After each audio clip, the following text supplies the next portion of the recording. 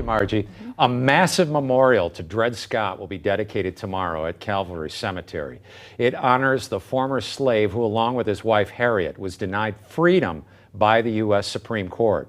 It was one of the events that led up to the Civil War. Dred Scott's great-great-granddaughter, who led the effort to make this happen, her name is Lynn Jackson, and she joins us along with Phil Weiss, who ordered and engraved the stone, and I need to say along with his son, young Philip. Good morning to both of you. Thanks for coming in. Good morning. Thank you. Good morning. Lynn, talk about how this all started for you. Wow. Well, it was a long time ago, and I realized that because Dred was one of the most asked for monuments at Calvary, that there really wasn't that much to see. And yet we were very appreciative of the headstone there because it came from a descendant of one of the original owners. You're talking about there was an original headstone that was put in. It was small. I believe it was marble or limestone.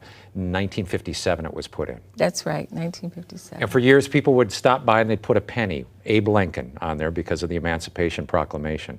And since then, you said, well, let's get a bigger monument. You started raising money, and that's how you met up with Phil Weiss. Well, that's sort of how I met up with him. Oh, there's another story here. Yeah, I'm going to tell it tomorrow at the cemetery. Okay. But mostly, I entered the Rosenblum mortuary, just trying to price it. This was probably about 5 years ago. I said, I'm thinking about this. I have no idea what I'm in for. And I walked in, and Barbara, I think it was there. And she helped me out and let me know that they made the original one in '57. I had no clue. Yeah. Well, this one is impressive, Phil. I mean, you'll spend probably 5 minutes in front of it just reading. Right. There's a lot of text on there talking about the history and how the whole Supreme Court case came down. And I just want to mention this right here. That is the Supreme Court justice who said that Dred Scott was not an American citizen because he was black. And this is when they took his bust down from the U.S. Capitol because of just looking at history. And now we're putting up a memorial to Dred Scott that's even larger than the one in '57. How time takes. Go ahead, I'm sorry. Well, that's okay. Yeah, so we kind of came up with a design that something would be pretty majestic for the lot where he is buried. And so we ordered stone. Lynn, we finalized the order last year in June. So we got the stone ordered, we got the foundation going, and we had some help with the lettering layout and so on.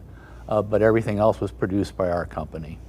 May I add that Deanna Coleman-Levitt helped me place and decide how we would write the text that's on the monument. And I want to give credit to Mark Scott Carroll, who's my web designer. And when I told him what I was looking for, he created the rendition. And after the rendition was out there for a long time, then we looked at Phil and decided how we would tweak that, and it turned out to be very beautiful. So we're running out of time, but I want everybody to show up tomorrow who's interested. I'm into genealogy and history, and this is going to be really exciting tomorrow because you can talk more about this. 11 o'clock, Calvary Cemetery?